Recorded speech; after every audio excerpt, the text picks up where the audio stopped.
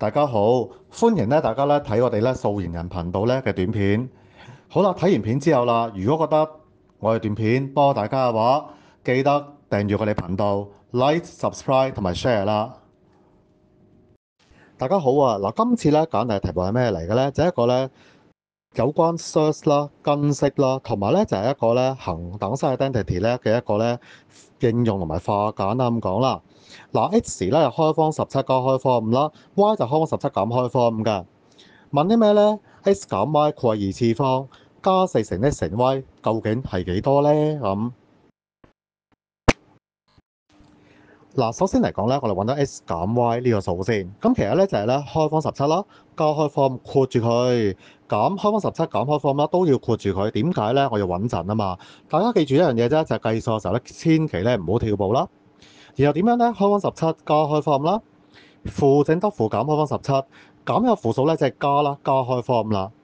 化價之後啦，計都係2乘開方5啦。好啦，跟住我哋揾x 乘 y。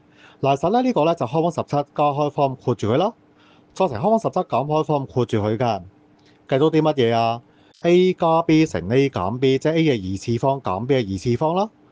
開方17括平方就係17啦，減開方括平方係5㗎。17減5簡單啦，小學生都識計啦，係12啦，係咪？好啦，然之後點樣做呢？我哋計題目要我哋計嘅嘢。x 減 y 括二次方加4乘 x 乘 y 啦，變做2乘開方就係括啦嘅平方加4乘一個12啦。好啦，2嘅平方係4啦，開方平方係5啦，前面就係4乘5啦，加後邊係48，計都係20加48啦，最後答案計都係68啦。好啦，希望呢條片幫到大家啦。